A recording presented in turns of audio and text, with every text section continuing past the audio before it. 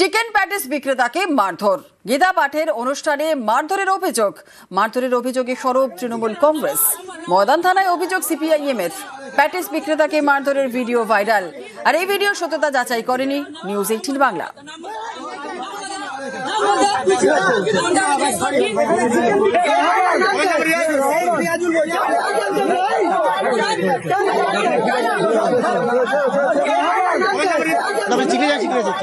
মাল ফেলতে আরম্ভ করে দিল, তারপরে বলছে এখানে বন্ধ করছি কেন? আমি তো কিন্তু আমি যাই মার্কেটে, এখানে লোক খাবার চাইছিল, দিলাম না দিয়ে।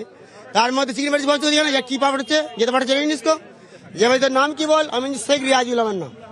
হ্যাঁ শেখ রিয়াজুল বলতেই মারতে আরম্ভ করে দিল, আমার মাল সব নষ্ট করে দিল, বাক্স তুলে ফেলে দিল, ছুঁড়ে ফেলে দিল। বলে কাণ্ড নোটিস কর, কাণ্ড আমি নোটিস বন্ধ করেছি। আমি করছি 22 বছর করছি। কত বছর ব্যবসা করছি? 22 বছর। কোনোদিন কলকাতায় এরকম এরকম কোনদিন হয়নি, এরকম না কোনদিন হয়নি কো। এই লাইভ করতাম হলো আমার জ্ঞানে। আপনি থানায় অভিযোগ করেছেন? না আমি অভিযোগ করিনি দাদা, কারণ আমার নিজে ক্ষতি হয়েছে, আমি অভিযোগ করি না। এখন সেই প্যাটিস আমিষ না নিরামিষ, এবং সেই কারণে তাকে যেভাবে মারধর করা হয়েছে, পুলিশের কাছে এই প্রভিশনস রয়েছে যে পুলিশ নিজে সুয়োমোটোতে এফআইআর করে পুলিশ ইনভেস্টিগেট করতে পারে। উত্তরপ্রদেশের এই মব লিঞ্চিং এর কালচার, কাউবেল্টের এই মব লিঞ্চিং এর কালচার পশ্চিমবাংলায় যেভাবে ইম্পোজ করতে চাইছে, এবং যেভাবে ল অ্যান্ড অর্ডার ভেঙে পড়ছে, এবং পুলিশ প্রশাসন মিউট স্পেকটেটর হিসেবে বসে রয়েছে, মিউট স্পেকটেটর হিসেবে। হিউম্যান রাইটস কমিশন কোথায়? মানবাধিকার কমিশন কোথায়? কারুর কোনো দেখা নেই। আমরা কমপ্লেন দিয়েছি, আমরা আশা করি পুলিশ ব্যবস্থা গ্রহণ করবে, যদি না করে তাহলে আইনের পথে যা হয় আমরা তাই করব। গত রবিবার ব্রিগেডের অনুষ্ঠান চলাকালীন দরিদ্র প্যাটিসালা, তিনি প্যাটিস বিক্রি করছিলেন, এই অপরাধে তার উপর চড়াও হলো বিজেপি আরএসএস এর উগ্র হিন্দুত্ব বীররা, কোট আনকোট। এরা নাকি বীর। কেমন বীর? একজন দরিদ্র প্যাটিসালার তাকে মারধর করা, তাকে কান ধরে উঠবস করানো, তার প্যাটিসের বাক্স ভেঙে চুরে তছনছ করে সমস্ত জিনিস নষ্ট করে ফেলে বীরত্বের পরিচয় দেওয়া হলো। আপনি ভাববেন না যে এটা শুধুমাত্র একটা প্যাটিসালাকে তার জাত ধর্ম বা অন্য কিছু দেখে আক্রমণ। আসলে এই আক্রমণটা হচ্ছে বাঙালির উপর আক্রমণ। বাঙালির ধর্ম পালন করা শিখতে হবে এই গোবলয়ের জমিদারদের কাছ থেকে। ওরা ঠিক করে দেবে কে আমিষ খাবে আর কে নিরামিষ খাবে, ওরা ঠিক করে দেবে বাঙালি কি খাবে না খাবে। কারা করেছে কি করেছে তার বিষয়ে তো কেউ গ্যারান্টি কেউ দেয়নি, বা এখনো পর্যন্ত প্রমাণ কেউ দেয়নি যে বিজেপি করেছে বা যারা অর্গানাইজ করেছে তারা করেছে। কিছু লোকের হয়তো মানসিক যে আছে, তাদের যে ধর্মের প্রতি আবেগ আছে, সেই আবেগে কিছু লোক হয়তো আহত হয়েছে।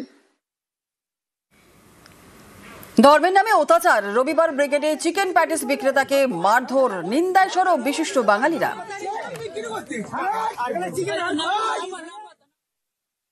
উশৃঙ্খলা উশৃঙ্খলা এই হিসেবে দেখছি।